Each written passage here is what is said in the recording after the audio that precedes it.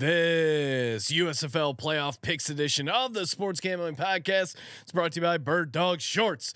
Dominate summer with an amazing pair of shorts and a free Yeti style tumbler when you order over at birddogs.com/pool. That's birddogs.com/pool. Hey, it's Scooby right here, aka Shark Dog, listening to SGP and let it ride.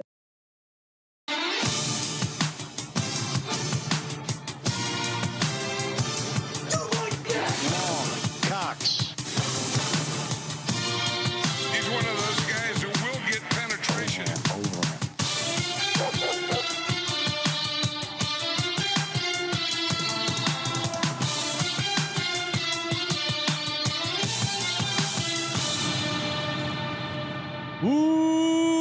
Welcome everyone to the Sports Gambling Podcast. I'm Sean, stacking the money green with my partner in picks, Ryan, Real Money Kramer.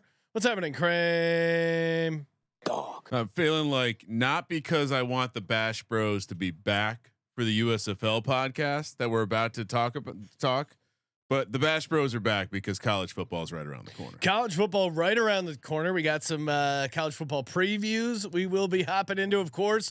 Colby Dant joining us here. You can catch all 133 team previews over on the College Football Experience. What's happening, Colby? Just enjoying this United States Football League. The road to the Freedom Cup is getting crazy. It's getting wacky. I'll tell you what's wacky. That piece of shit Blob. I blame Blob for the Stars' loss there. A must-win game against the Panthers. They were a much better team. I blame Bart than Andrews. the Panthers. Why do you blame Bart? Bart Andrews, because dude, I mean, he was a pussy. He kept going. He kept punting, and then he called a horrific fake punt. yes, when that offense, I mean, what was it? 212 yards of offense is what they had. The Michigan Panthers had no business winning that game, but they did because the Stars were just, to me, they were out coached. Yeah, they were out coached, outplayed. They're blobbed. They were blobs. EJ Perry of the Panthers, just not a good quarterback. I mean, he scored his touchdown. He fumbled it, bounced right up to him. A ton of horrific breaks by the Stars on top of it. And you think I'm joking around saying I blame Blob. There was a quote unquote skit where Blob got his ass kicked in WWE style wrestling by the Michigan Panther. You don't do that in a must-win game. You don't let another mascot kick your ass. Maybe in a preseason game, maybe for a kid's birthday party, but the playoffs are on the line. What are we doing here? If I was to tell you, and I know we play this game with total yards and stuff, but 205 yards of offense in any, I don't care if you're playing high school, that's not very good. Then the fact that they only had they only had the ball for 23 minutes. So horrible special teams by the Stars. Our boy Aguilar finally missed a field goal. Normally when you see such a yard difference, it's the team with the less yards at least controlling the clock. Yeah. No, not this is Or maybe almost some this is an turnover, anomaly. maybe Yeah. some pick sixes, special There teams. was a block punt. It was just, and then they got called for a ton of holding penalties. Just sloppy team. Didn't deserve to be in the playoffs. And I will not miss you, Oh, Philadelphia wow. Stars. And worth noting that your mascot take is accurate. I mean, just a week ago we watched Conor McGregor knock out the Heat mascot, just like the Nuggets knocked them out of the finals. Well, and certainly some bad karma looks to be for Conor McGregor as well after he knocked that mascot out. Dealing with some legal accusations. To me, obviously the biggest thing going into the playoffs. Super stoked about the Maulers future. We gave out a while ago.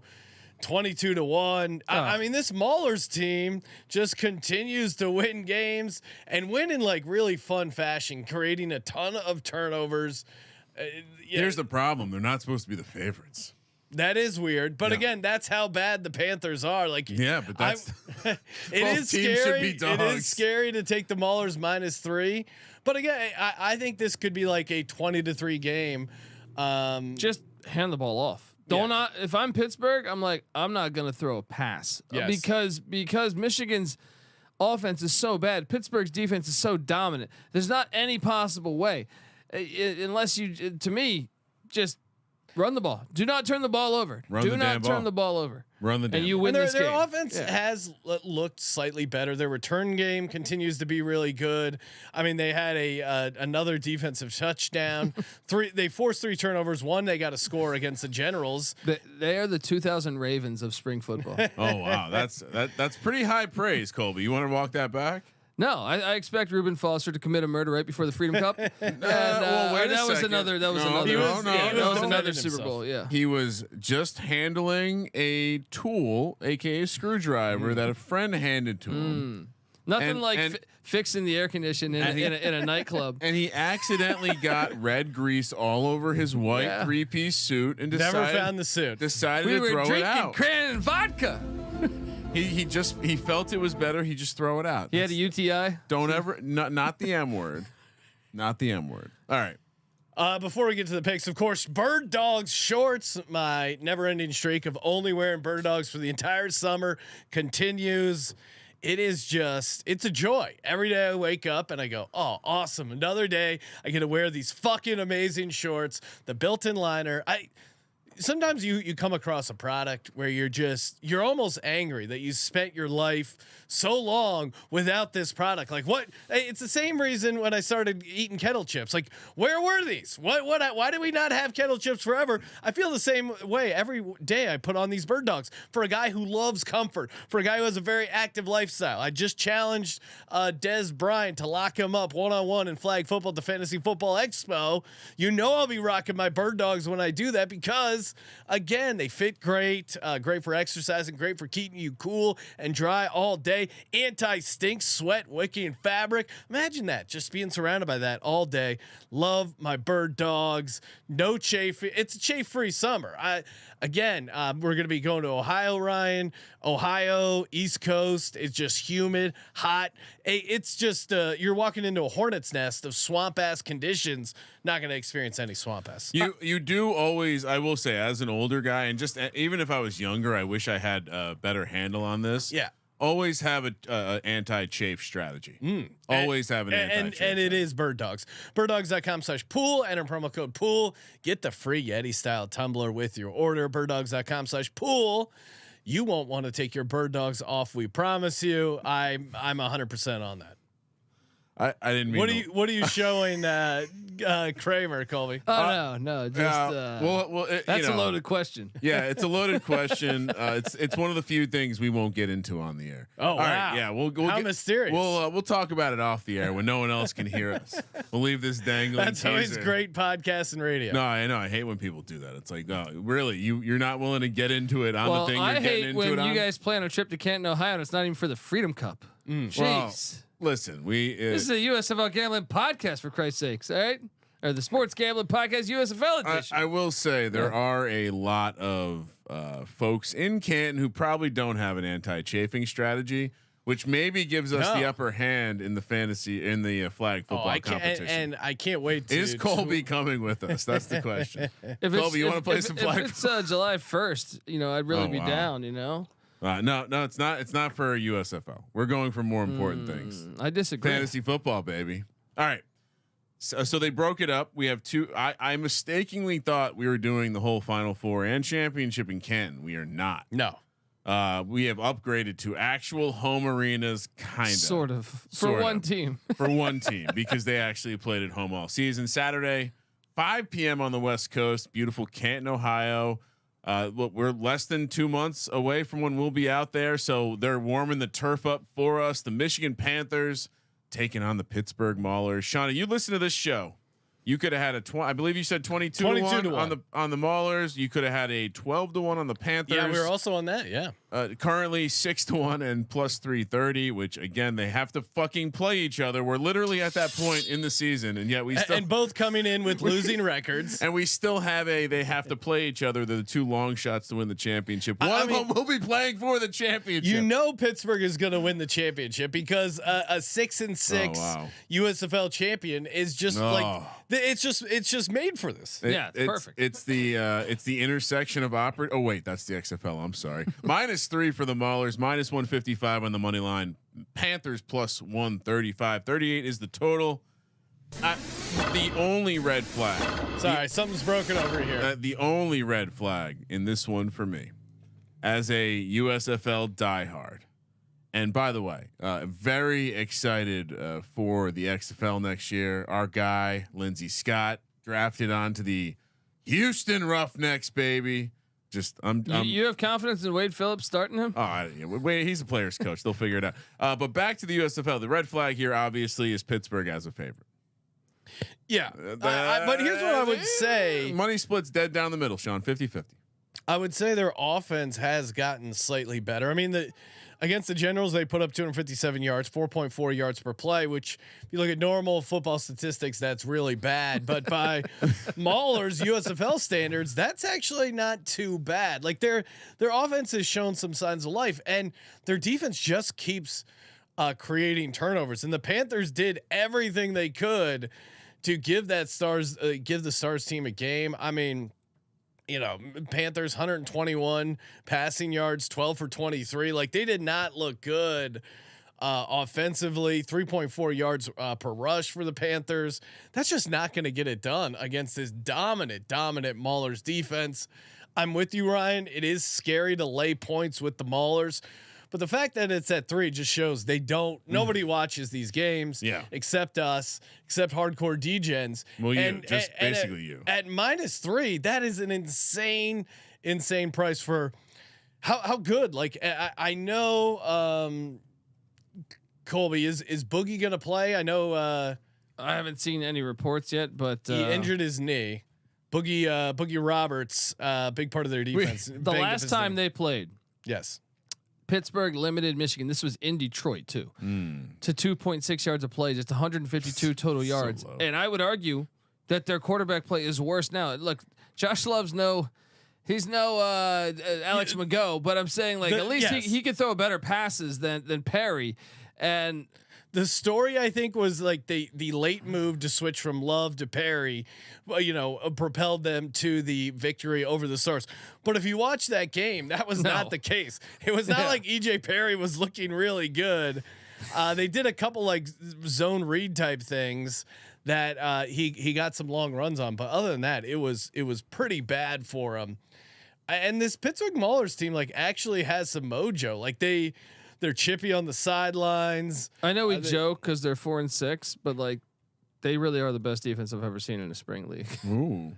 Yeah, I mean Pittsburgh, baby. They took care of them 23-7, and actually it was one of their better offensive games. They put up 299 yards of offense. Troy Williams 3 touchdowns. So I think they're going to really be able to put it on them. If you have access to some USFL alt lines, I mean this Maulers price is just delightful. And shout out to anywhere that's offering those alt lines on the USFL.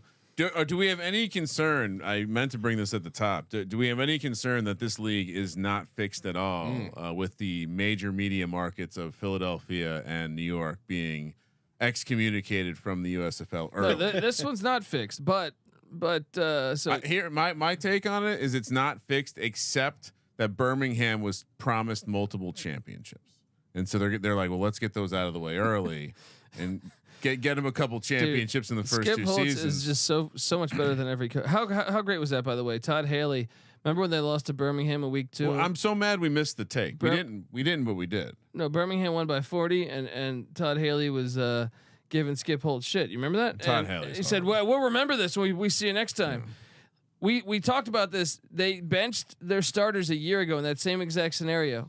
Skip Holtz with a nice subtle fuck you. Yeah, should have seen that coming. I was annoyed because the when does the finger point work out? The Stallions are such a better team. Yeah, but then it was just kind of relying on them to do what they did last year. Yeah, it was. The Showboat Stallions game last week was kind of an annoying way for me to lose my lock. Of course, if you want my total record, 27-13, ATS, 60% of locks, 70% of the money line dogs. In case some of the people want it. I don't. So think are we all on the Maulers? Kramer, are you gonna go contrarian here? No. Maybe you should take the Panthers just for people's futures bets. But look, Reggie Corbin last time. So the Panthers, their best chance at offense is Reggie Corbin. He had 11 yards, 1.2 yards a carry. It's just not going to work out. They're going to get destroyed. I just don't see it any other way. I would say I have positions on both these teams. They probably you have a nice portfolio. They don't make up for my losses on the Generals. Oh. Well, they could. I guess the Maulers could. Yeah. The question is, how do you like? Let's say you listen to our show all season, and you have a piece of a unit on the Panthers, a piece of unit on the Maulers, both prices greater than 10-1. Yep. Do you just sit back and watch? Do you get more action down? Like, what's the appropriate? Do you find now? Shout out to our guys over at the Underdog Fantasy, because they do have pick'em for USFL. Oh, they do. Maybe we roll. Maybe you roll. I mean, the lines kind of can't come out later in the week, but maybe you just have some fun with props. Because to me, if you're sitting on a 12 and a 23-1. I don't know. Like, imagine laying the 3 with the Maulers and then they win by 2 points. How pissed off you'll be. I think if you're just hopping into the market now, I don't know. Do you think there's value in the Panthers plus 600? I think normally the math would say yes, but man, like the Maulers are such a better team. Breakers are such a better team. Stallions are better team. They have to beat the team from the South. I don't think see Michigan's them pulling capable. out 2 wins. I just don't. They were very fortunate to get that win over the Stars. Pittsburgh has a chance against anyone in the league because the defense and special teams are that good. Michigan, they're just not a very good football team. I get it. Their defense is better than their offense, but their defense isn't super elite like Pittsburgh's. Now, Colby, if Stallions and Maulers win, what do you think they make that championship line at? Well, that's interesting because the Stallions got very fortunate to beat the Maulers. Yeah. The last time they played, they returned a kick with like 2 minutes left to take the lead. So the money, if you imply this is where we're going to have an intelligent conversation. Yes. For the mechanical parlay to work out to the plus 330 that they're currently being offered at the Pittsburgh Maulers, and they're currently minus 155 in this matchup, they would only be plus 160 in the next matchup. Which, to Colby's point, if they're catching a touchdown, if they're catching 6 even, they're definitely going to be a bigger money line. So if you like the Maulers, your best bet is play the money line this week and roll it over into the money line next week. So play the future. Let's assume that they're so not play the future, just do a mechanical parlay. If they're, let's just say they're plus 250 conservatively. They're plus 250 on the money line after they win this week. I don't know if they will though. That's the thing. That gets you to plus 475. Well, obviously the market is saying that they're going to be closer to plus 160, which tells me this is like a 3-point spread. The problem is what if they're playing New Orleans? Because I think New Orleans. That's the other true. If New Orleans surprises, you split the difference. That's why. Yeah. Also, because I think that spread will be lower. You're right. You're right. I think that. But even in that case, it's like, are they going to be favored against New Orleans? No, New Orleans beat them, but it was week 1. It'll be like under 3. So it'll be like plus 140. But so they're splitting the difference, I guess. But it definitely feels not skewed far enough towards the Birmingham scenario. Yeah. So don't take the Maulers plus 330. Take the mechanical parlay. Go big on a money line and then roll that over. And if you're a Maulers fan, I think you're rooting for the Breakers to beat the Stallions. But I mean the Stallions. Yeah. Alex Magoo looks like a legit NFL quarterback. They look like they have a legit offense.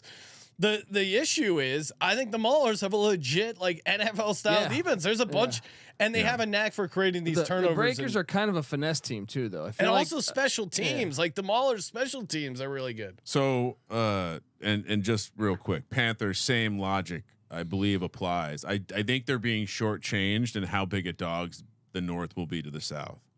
And so the Panthers, you're better. If you like the Panthers, don't bet the future. Take the mechanical parlay. Even though it's only plus 135 this week, you're going to get a better price next week. All right. So we're all on Pittsburgh. I'm cursing them. Hopefully we get the Pittsburgh. All right. Hopefully we get the Pittsburgh mush out now, so the Steelers can have a great season. It is a dangerous game because like Ray Horton is he's horrible. I've 1-9 last year to the 1 seed. Colby's over here just like, Ray Horton fucking sucks. Ray Horton's a horrible coach. No. He's in Tecmo Bowl. I would never say that about someone in Tecmo Bowl. But I am concerned that sometimes they think their offensive philosophy. I question at times.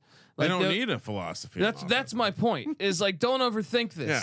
Don't overthink this. The only way they lose seem this like game. They simplified things a little bit. Yeah. But a little bit of less like empty. I mean, when they're running empty, it makes you have no a quarterback sense. with 5 receivers. What are you doing?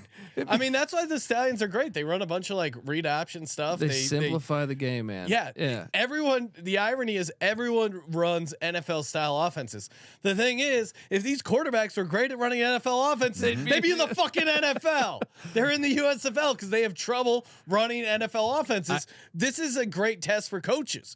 You build around the guys you have. Go watch. I think it was the Stallions game 2 weeks ago, not last week. They ran the option read with Mago and Marable, and then they went play action with that. I wanted to say 18 different times that game. Yeah, it's just simplifying the game of football, and it makes your quarterback look super fucking good. Yeah, it's like the anti-John Gruden approach.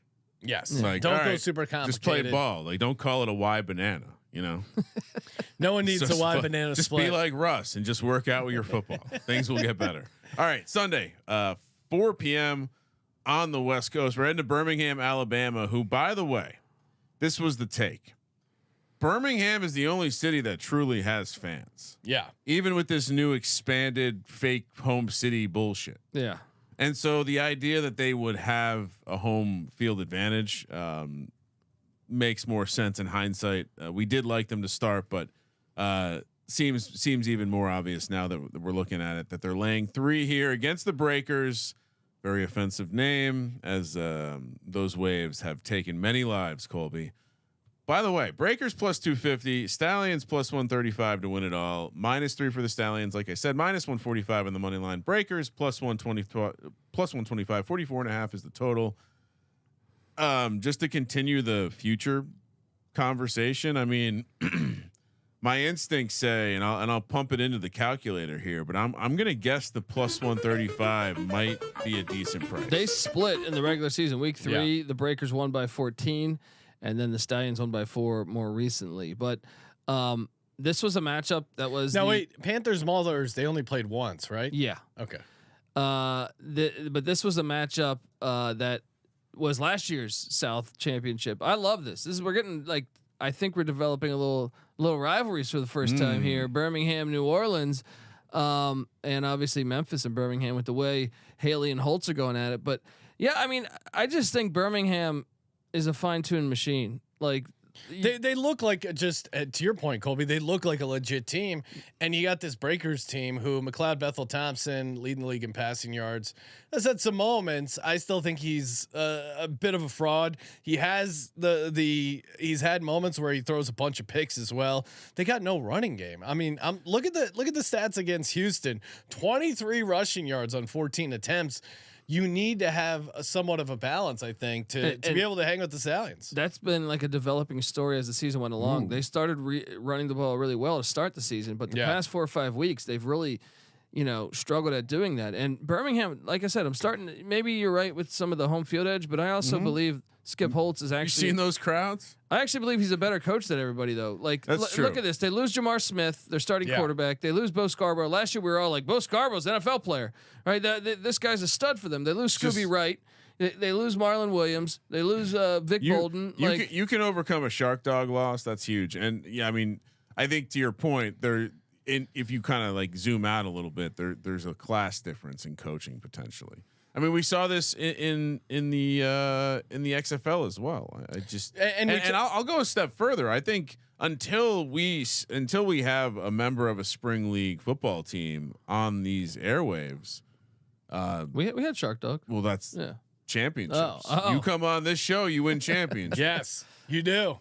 Hey, speaking of championships, UnderdogFantasy.com, your place to go to win your own championship. I mean, they got $15 million in prizes up for grabs. Best Ball Mania. The drafts are so fun.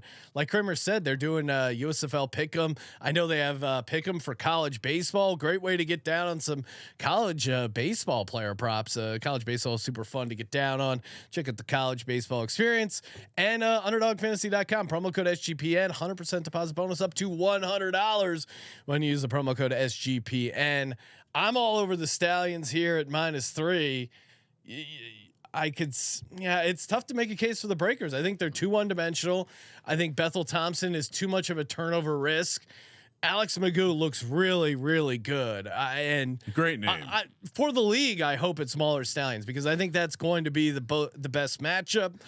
Great defense against great offense for the league. It is hilarious. Like we're doing the USFL Gambling Pod, and Patty C's like, Magoo's the best quarterback I've seen in the spring league. And I was like, he was a backup last year, the whole year. I mean, for the most part, he was a backup. I guess it's less about Magoo, to your point, Colby, and it probably is about the system because, as you pointed out, like he was a backup, clearly not a ton of talent, but they figure out a system for him, and also, obviously, haven't given it out, but I think we're all on the Maulers Panthers under 38. That's a lock. That thing keeps that's a 9-0 game right there. 8-2 on the under for the Maulers. Autoplay, right? Yeah, I've been told shouldn't even have to autoplay, say that one. I'll go under on 11. You know what I mean? I know the fact they only moved it to 38 is crazy because the Panthers, this could be, if there was an alt total, I swear to God, if there was an alt total of 17, I would take the under. I like it. Because this game has 13-3 written all over it. The 17 and a half, like plus 400. Is that enough? Yeah, Maybe whatever you're giving me out, I'll take it. But as far as the Breakers Stallions, though, I know the Breakers have had some. They have a moments talented team. Yeah. They do have a talented team. That's the reason. I think this is by far the much better game. Is like their skill position players they're actually really good. Like Sage Surratt's a really good player. I could see him getting a shake in the NFL somewhere. Same with Jay Adams and Dixon, and they've been hot second half of the season as well. I mean they've had some big wins. They blew out the Showboats 31-3. Took care of the Gamblers, although that wasn't like a great offensive moment for them. They squeaked past the Panthers, laying 3.5. I think that's the concern is that the offense still, even though they've been hot, the offense still hasn't looked very good. And if it was 3.5, you could talk yourself into it being like a field goal game. But at flat 3, I think you got to take the Stallions. Yeah, the league's so soft. It's a soft 7-3. That's the issue. Birmingham by 1 million. No, I mean if you've watched, I mean just eye test. This is I think a big. Both these games. I'm usually a guy who leans dogs in general, and especially with spring football. But I mean both these teams I think are massively better. What are you more scared of though? Like I'm more scared of the Maulers trying to pass the ball and fucking it up, the Maulers way they mess it up again, try on offense, punt on 4th and create inches. I mean they're too much creativity. They try. If the Maulers get cute, they could be in trouble. If they're turning the ball over, which again is possible, they could get cute. Or again, maybe they force the fumbles and they don't get the breaks on the recoveries, that kind of stuff. Those outlier things certainly could happen. Stallions, you feel it's pretty. They just feel solid. like a pretty it's good pretty team. rock solid. I feel like I got to be honest. It's strange that both of these games have the same spread. To me, I actually thought the Pittsburgh Michigan spread would be lower. I thought it'd be at like 1.5. It's tough for me to see Pittsburgh laying points. To your point, because then it's just like, how is this going to get fucked up? Well, the other one makes sense to me. The New Orleans 3.5. Birmingham. Give me 3.5. Yeah, kind of makes sense to me. They're kind of baiting. I feel like I'm being baited in here. It was a 4-point game the last time they played, but. So you're also on Birmingham. What do you think? Ryan? Yeah, of course. Yeah. What do you think? What do you think Courtney Love would smell like after a week in New Orleans and Birmingham? Yeah, exactly. Pretty sure that happened. Stinks.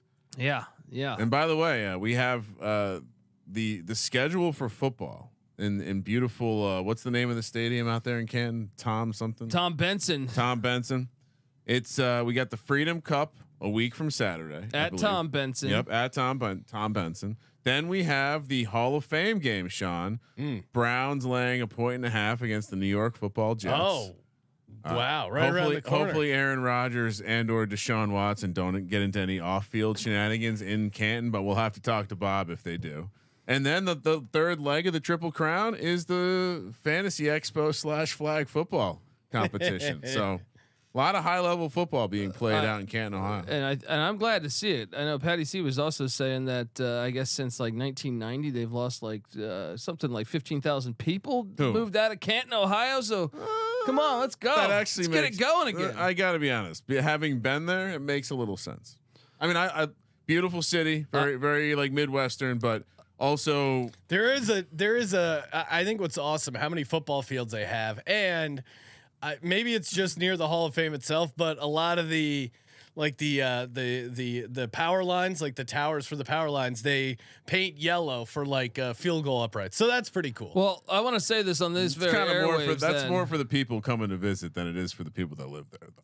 I want to say this then, since we're honoring Canton. Dive into your history. Oh no. And let's expand next year and bring back the Canton Bulldogs, which was an original NFL team. And they've since been in, I don't think the NFL owns them because other leagues have then had them. But why would we do that? Because it's awesome. We're playing in Canton. This is the history. Give them the Canton Bulldogs. Give this old town a team, man. You know, it'd be fun. I have a new way to make the USFL fun. Team that finishes in last place, the bottom two teams, they play off. Loser loses their franchise, and the fans get to pick which franchise comes back. That's fucking beautiful. Just beautiful. Colby, you're only saying it's beautiful because it's a black and white picture. No, the field is beautiful. How many players in the USFL? Jim Thorpe was a Canton Bulldog. As we wrap down the spring football season, how many players from the XFL and USFL will be on NFL active rosters week 1 of this season? I'll say like active rosters. 53-man rosters. I'll say 4. No, active. Oh, no. Like playing. I think it's how much higher. I think it'll be like 21. 21 people will be playing. No, NFL. like on the 53-man roster. Sure. Game day roster. Yeah. I'm saying I'll 21 say 5. players. Yeah, I think last year was in the 30s, right?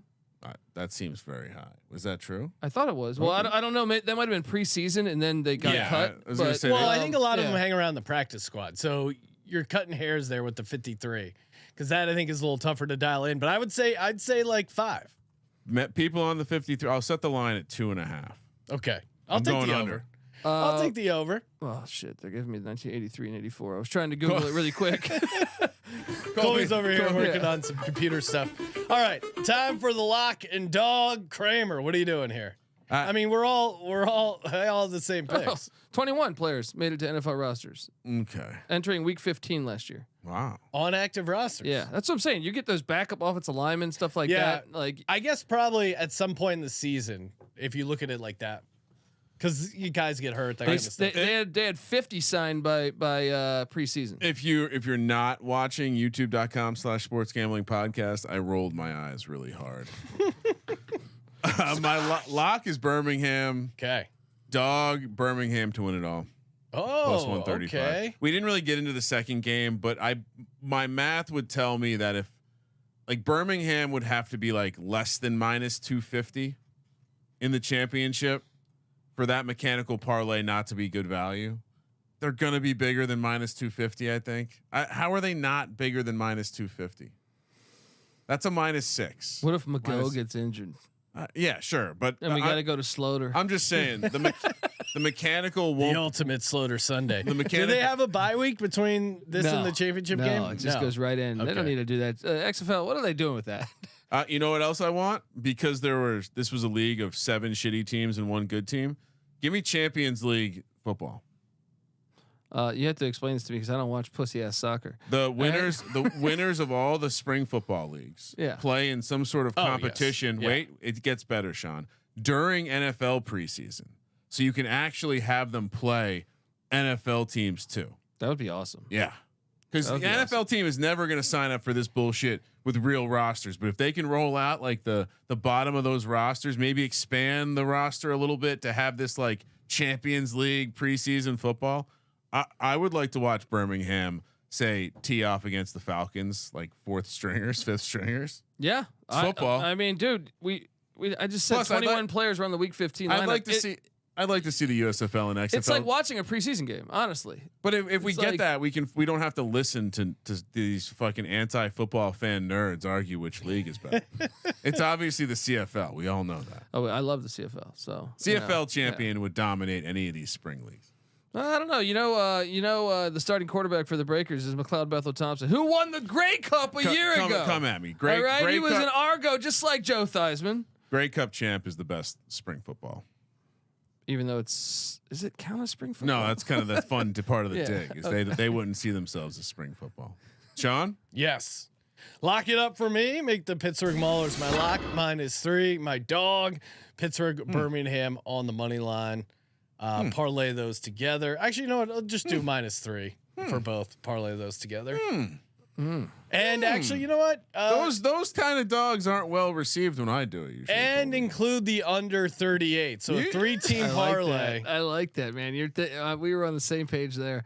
Colby, what do you got? Look, we're gonna lock up Birmingham though, just because. You never know with Pittsburgh, man. You just never know if they're gonna say, "Let's throw the ball 45 times in the game." But I agree with your parlay, Sean. So book me down on that. The under 38's happening. Pitt -3. 3-team parlay for the dog. Certainly more than Ryan's plus 135. I'm gonna late swap. Give me Michigan.